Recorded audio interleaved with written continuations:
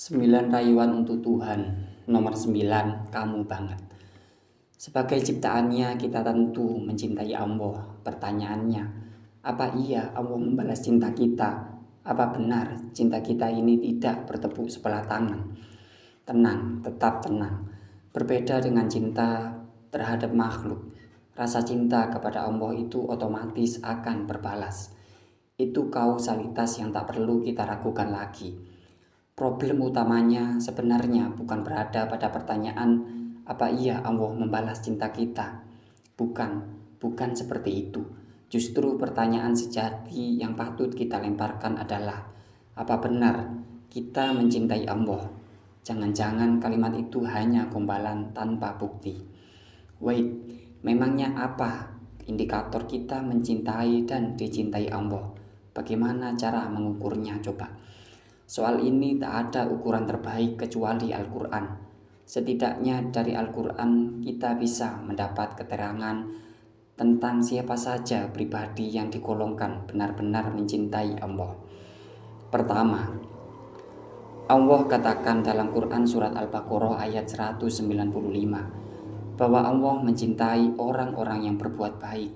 Maka kalau ingin Allah mencintai kita, jadikan diri ini sebagai sumber kebaikan, karena itu merupakan salah satu cara terbaik untuk merayu Allah. Berupayalah untuk mencintai tingkatan omongan orang tentang kita.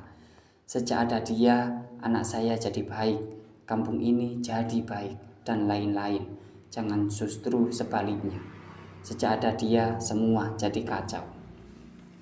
Kedua, Allah katakan dalam surat Ali Imran ayat 31 bahwa Allah mencintai orang yang mengikuti jalannya Nabi Muhammad SAW.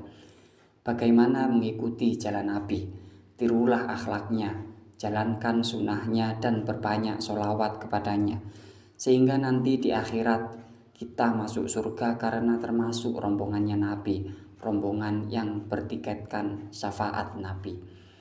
Ketiga, Allah katakan dalam Quran surat Ali Imran ayat 76 bahwa Allah mencintai orang-orang yang bertakwa. Maka apakah kita sudah bertakwa dengan menjalankan perintahnya dan menjauhi larangannya? Kata Nabi dari Sahal bin Sa'id dalam riwayat Imam Bukhari, orang bertakwa itu yang bisa menjaga apa yang diantara dua janggutnya, yakni lisan, dan dua pahanya, yakni kemaluan. Payahnya kita justru sering gagal dalam dua hal itu. Bahkan media sosial jadi titik keterjebakan kita pada dua-duanya, menyebar hoax dan kebencian, serta menonton maksiat di media sosial. Keempat, Allah katakan dalam Quran surat Ali Imran ayat 146 bahwa Allah mencintai orang-orang yang bersabar. Maka wahai para jombloan dan jombloati, jadikan kegagalanmu mencari jodoh sebagai rayuan untuk Allah. Jangan enggak sabar lalu akhirnya malah zina.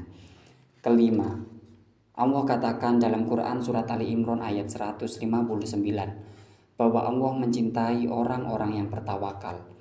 Maka apakah kita sudah bertawakal setelah berusaha secara maksimal? Atau kita justru sering menggerutu, dia kok bisa lebih sukses dari gue, perasaan kerjaannya gitu-gitu aja, jangan-jangan ngepet. Keenam, Allah katakan dalam Quran surat Al-Maidah ayat 42 bahwa Allah mencintai orang-orang yang bersikap adil. Maka apakah kita sudah adil dalam menyikapi segala sesuatu, atau masih suka berpihak pada salah satu karena dia saudara atau circle dan lain-lain?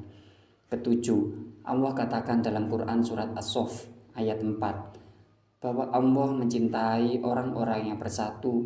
Maka apakah kita termasuk orang-orang yang selalu mencari celah untuk mempersatukan, atau justru gemar mencerai-beraikan? Kita termasuk yang suka tweet war di media sosial, atau justru menjadikan media sosial sebagai media silaturahmi?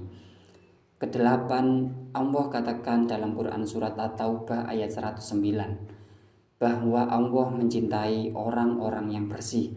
Maka apakah kita termasuk orang yang selalu menjaga kebersihan, utamanya pikiran dan hati? Jika dari 8 jenis orang yang dicintai Allah itu kita tak termasuk, bisa dibilang cinta kita palsu, dan karenanya jadi masuk akal kalau Allah tak membalas cinta kita. Buat kita yang masih kadang maksiat tapi beneran ingin mencintai Allah sebenar-benarnya, tenang.